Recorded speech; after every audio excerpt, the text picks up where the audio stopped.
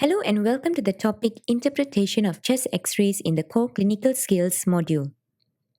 By the end of this session, you should be able to outline the indications of a chest X-ray, interpret a chest X-ray in a structured manner, and recognize the common abnormalities on a chest X-ray. Let's get started. So there are common scenarios which require a chest X-ray, and these include any suspicion of acute or chronic lung pathologies such as cancers, infections, edema, and effusions.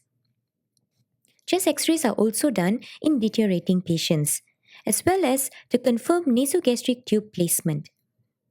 Chest X-rays are also done post-interventions, such as following central line insertion, chest drain placement, or pacemaker to rule out pneumothorax. Always interpret a chest X-ray with an appreciation of the patient's clinical assessment and having some clinical context. Before starting, begin the chest X-ray interpretation by checking the following details. The patient's details, which include the name, date of birth, and unique identification number, date and time that the film was taken, as well as including area and adequacy of the film. Next, previous imaging, which is useful for comparison. Next, you should assess the quality of the image, and the mnemonic you may find useful is RIPE, which stands for rotation, inspiration, projection, and exposure. Let's start with rotation. The medial aspect of each clavicle should be equidistant from the spinous processes. The spinous processes should also be vertically orientated against the vertebral bodies. As for inspiration, the fifth and sixth anterior ribs, lung apices, both costophrenic angles and the lateral rib edges should be visible. For projection, note if the film is AP or PA view. If there is no label, then assume it's a PA film. If the scapula are not projected within the chest, then it's PA view. And finally, for exposure, the left hemidiaphragm should be visible to the spine and the vertebrae should be visible behind the heart.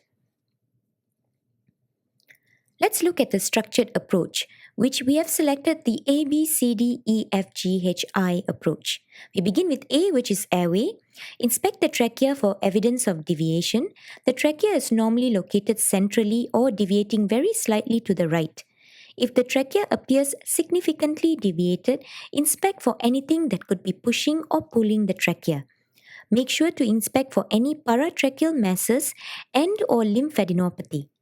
Rotation of the patient can give the appearance of an apparent tracheal deviation, so as mentioned above, inspect the clavicles to rule out the presence of rotation. Next would be B, which stands for bones and soft tissues. Scan the bones for symmetry, fractures, osteoporosis, and lesions. Evaluate the soft tissues for foreign bodies, swelling, and subcutaneous air. C stands for cardiac. Evaluate the heart size. The heart should be less than 50% of the chest diameter on PA films and less than 60% on AP films. Check for the heart shape, calcifications, and prosthetic valves. Next would be D, which stands for diaphragm. Check the hemidiaphragms for position. The right is commonly slightly higher than the left due to the liver. The shape may be flattened bilaterally in chronic asthma or emphysema or unilaterally in case of tension pneumothorax. E stands for effusions or extrathoracic soft tissue. Pleural effusions may be large and obvious or small and subtle. Always check the costophrenic angles for sharpness. Check the lateral film for small posterior effusions, which is more sensitive for small effusions. F stands for fields and fissures and foreign bodies. Check lungs for infiltrates, such as to look at interstitial versus alveolar infiltrates, masses, consolidation, pneumothoraces, and vascular markings. Vessels should taper and should be almost invisible at the lung periphery. Evaluate the major and minor fissures for thickening, fluid, or change in position. Check the position of foreign bodies such as endotracheal tube, nasogastric tube, pacemaker leads, centrovenous lines, and many more. Comment on previous surgeries such as cholecystectomy clips or if you notice sternotomy wires.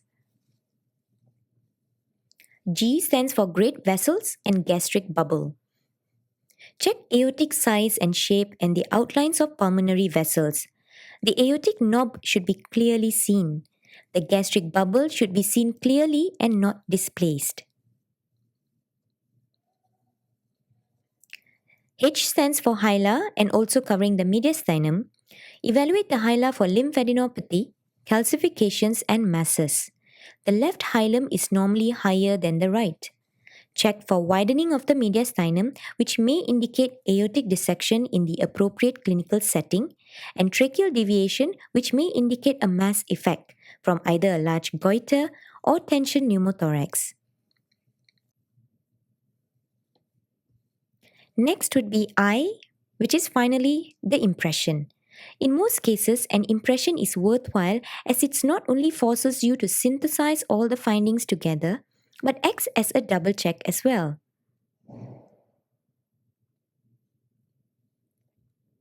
Now, here is a simple knowledge tip to know about chest x-rays, which is useful in forming an impression. Firstly, synthesize the abnormalities you find on an x-ray, which you can see on the left column. Next, reason out the abnormalities by matching them to possible causes, which is seen on the right-hand column. We have come to the end of this topic.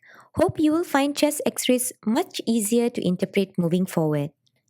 Thank you for your time.